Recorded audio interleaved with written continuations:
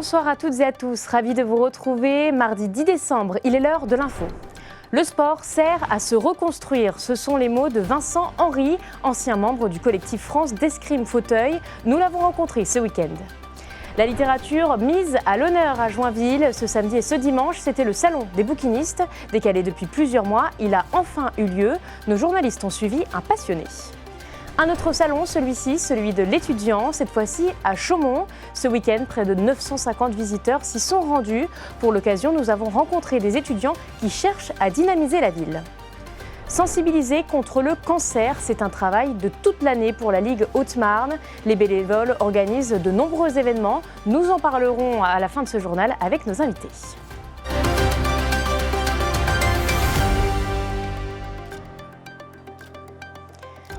Un dramatique incendie s'est déclaré ce mardi 10 décembre à Blême, près de Vitry-le-François. Une maison a été entièrement détruite par les flammes, mobilisant une vingtaine de pompiers venus des casernes environnantes. Si l'habitante principale des lieux a pu être évacuée à temps, une autre femme présente sur place reste portée disparue.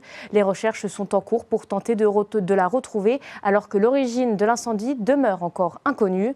Une enquête a été ouverte pour déterminer les circonstances précises de ce drame. Tout autre chose désormais, puisque ce vendredi 6 décembre, Vincent Henry, ancien membre du collectif France d'escrime fauteuil, est intervenu lors d'une conférence à Chaumont, organisée par le Rotaract Chaumontais.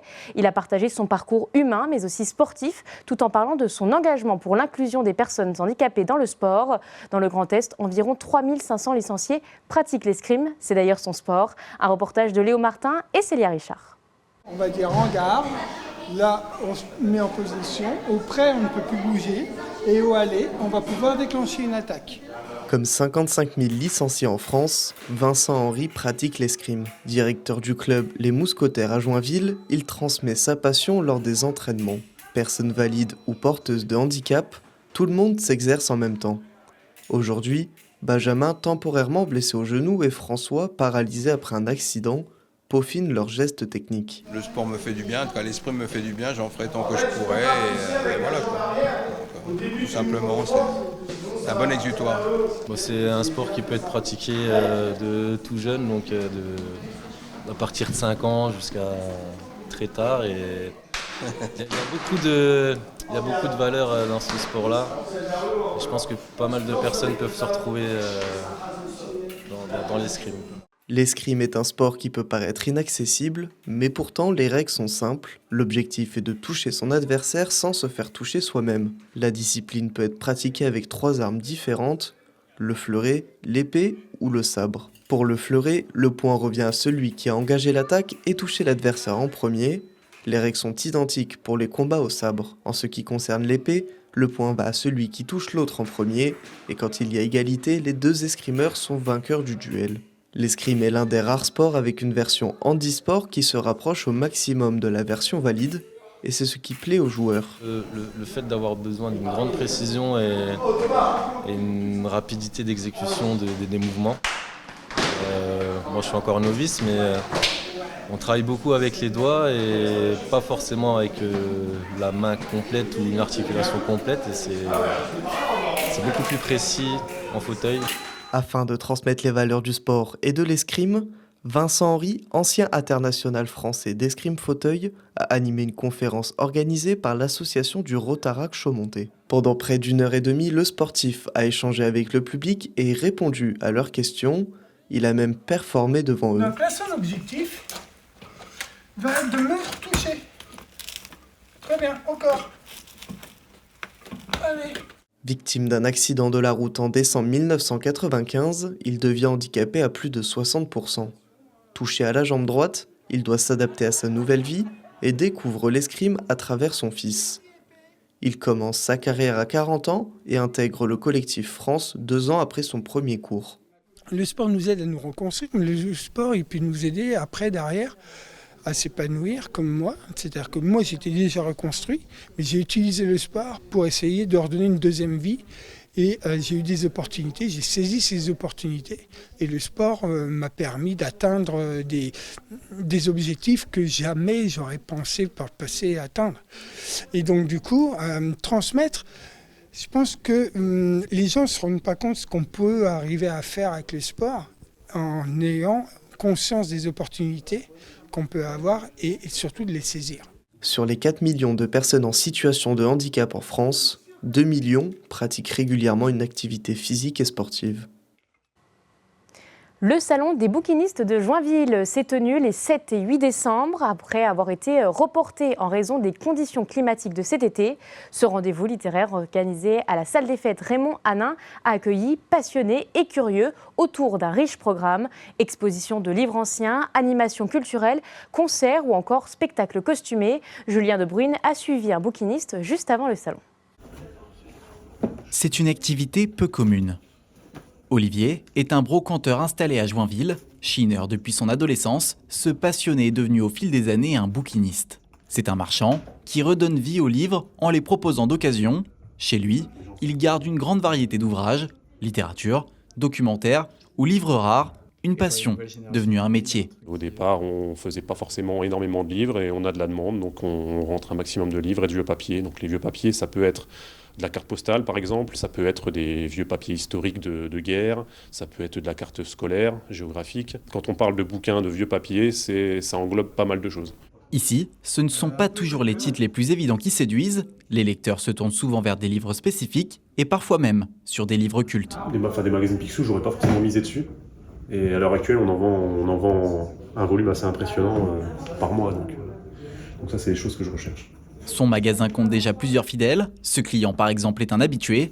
Il vient régulièrement enrichir sa bibliothèque en achetant les ouvrages qui lui manquent. C'est que t'apprécies. Je vais prendre celui-ci, je ne l'ai pas lu. Ok, merci. Merci à toi, à bientôt. Merci. Chaque année, Olivier se prépare pour un grand rendez-vous, le salon des bouquinistes à Joinville. Ce samedi, des centaines de curieux se pressent dans les allées. Initialement prévu cet été sur le quai des Pesseaux, le salon a été repoussé à cet automne en raison des conditions climatiques.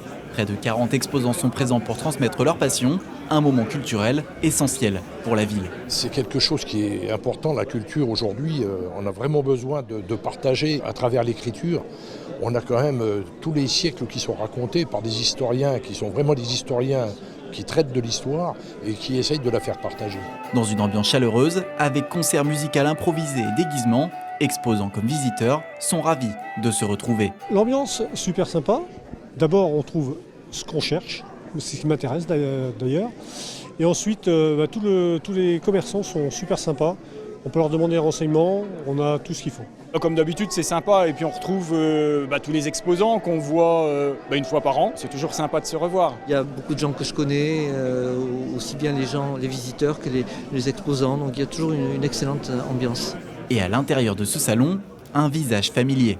Beau démarrage de salon des bouquinistes, avec un samedi plutôt correct en affluence. On a fait un bon chiffre, plus qu'attendu. Donc on est vraiment satisfait pour l'instant. L'objectif pour la ville de Joinville est maintenant de préparer la 15e édition du Quai des bouquinistes, prévue pour cet été.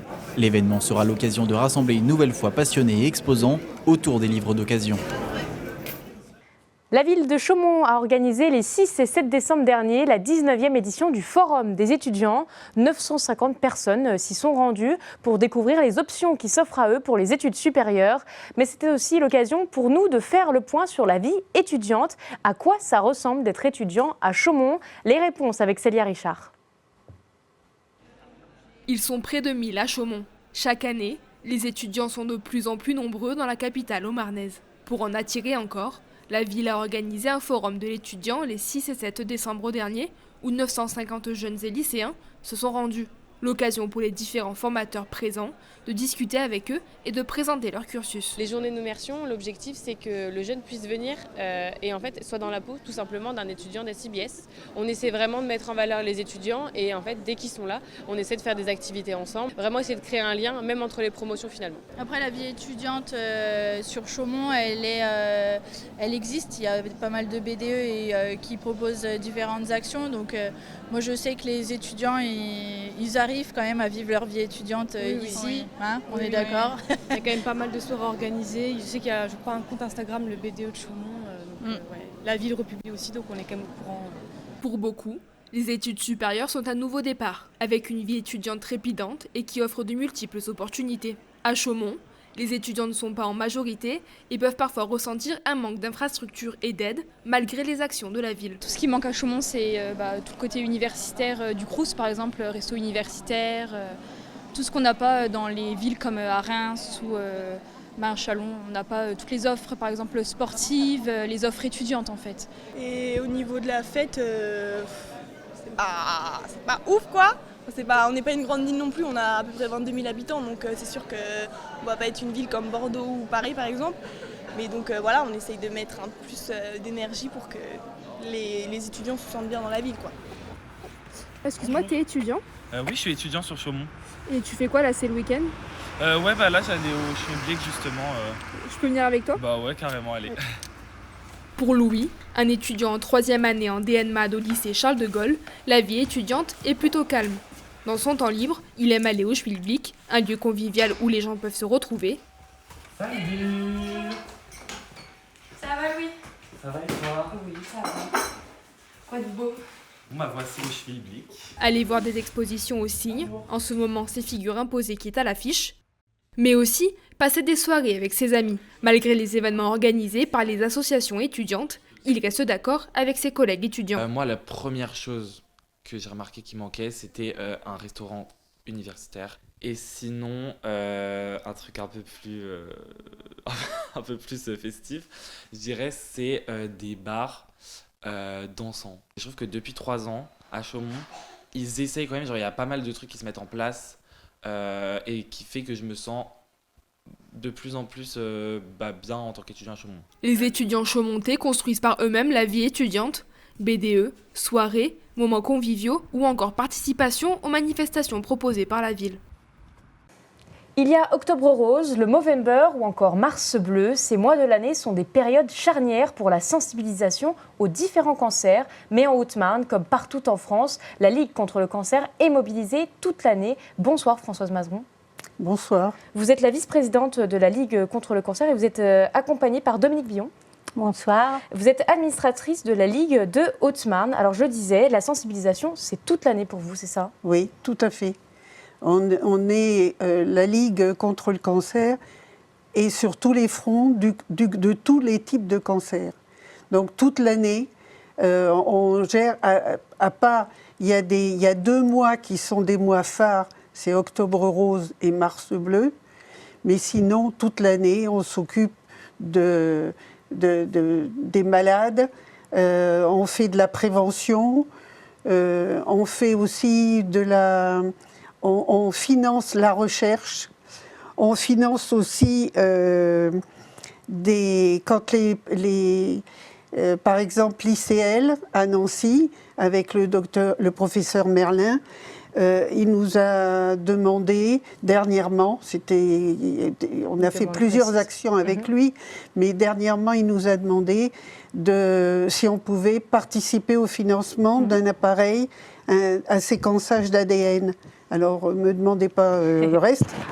Vous êtes sur tous les fronts toute l'année, effectivement. Tous les fronts et tous les types de cancers. Et donc, sous différentes formes, c'est ça ? Sous différentes formes, exactement. Alors, concrètement, quelles sont les actions que vous menez ? Alors, moi, dernièrement, je suis intervenue auprès d'une administration connue à Saint-Dizier pour informer les personnes sur les cancers masculins. Alors, c'est l'intervention courant Movember, au mois de novembre.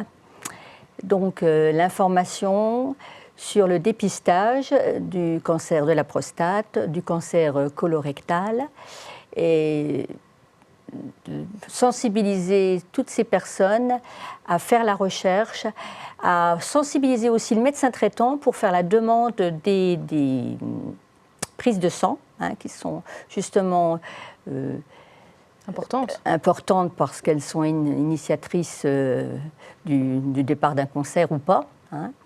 Donc nous étions là pour les informer et pour les mobiliser pour se faire dépister. Alors vous avez plusieurs actions, effectivement. Quel est le type un petit peu de public que vous cherchez finalement ? Mais on touche tous les publics, mais ce qu'il y a, on essaye quand même d'aller chercher les gens qui ne sont pas encore malades pour les sensibiliser, parce que malheureusement, ces personnes, on ne le souhaite pas évidemment, mais ces personnes peuvent être touchées par le cancer. Donc, et de les sensibiliser pour qu'ils aillent faire des dépistages. On a une chance incroyable, c'est que pour le cancer du sein, pour le cancer colorectal, on peut dépister tôt le cancer et c'est un gain de temps et au niveau des traitements et au niveau de tout et de la survie, c'est très important. C'est pour ça on essaye. Alors on touche aussi les gens qui sont malades puisqu'on les aide, on fait des soins de support pour les aider à passer ce moment qui est très difficile. On les accompagne financièrement.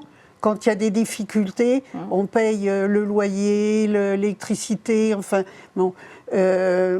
Vous prenez en charge beaucoup de choses finalement. Voilà, on prend en charge énormément de choses. Et c'est très important parce que le cancer, c'est quelque chose qui... J'en parle en connaissance de cause, malheureusement.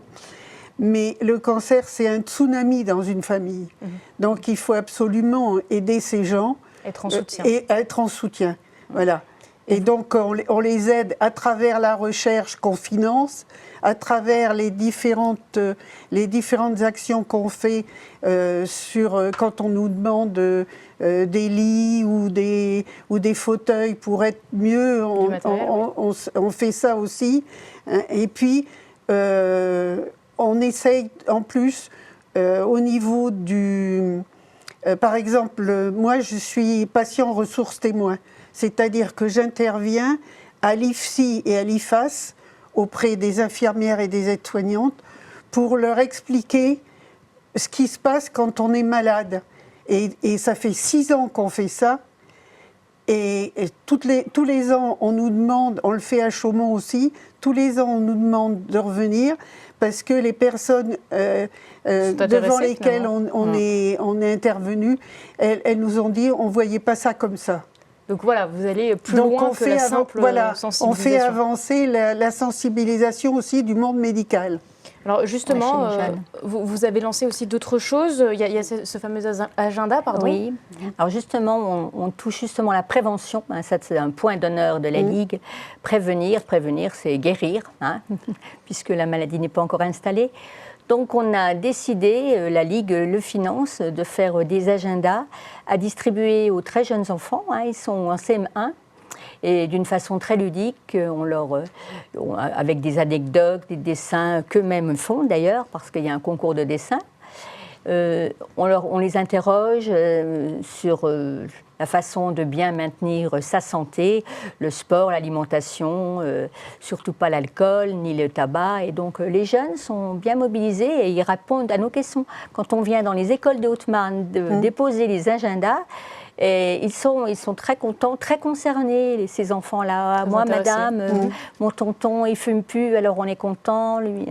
Et donc, vous touchez tout public, c'est ce qu'on disait. Voilà, tout public, même les plus jeunes. Même donc les ça, plus c'est très important. Oui. Alors, justement, on va terminer, puisqu'il nous reste quelques secondes. Simplement, quels sont les prochains événements à venir qu'on note sur nos agendas, pour le coup? Il y a la réunion... Alors, les groupes de parole. Pardon. Oui, voilà, vas-y. Les groupes de parole, allez-y, je vous en prie. Oui, les groupes de parole. Donc, la Ligue instaure un groupe de parole, elle le finance, animé par une psychologue.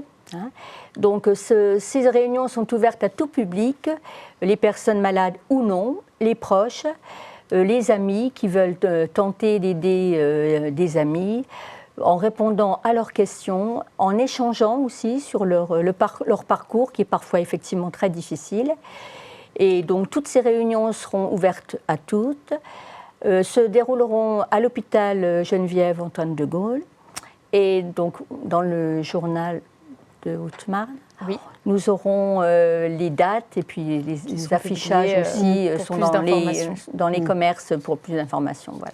Eh bien, merci d'avoir été avec nous. Simplement pour notre public, je le spécifie, il y a aussi Mars Bleu qui arrive très prochainement. Merci bien. Merci pour votre invitation. Merci infiniment.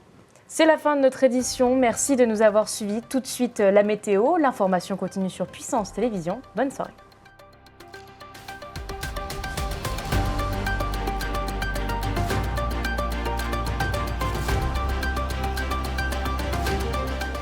Toute l'actualité en continu à retrouver sur notre site internet et notre application mobile.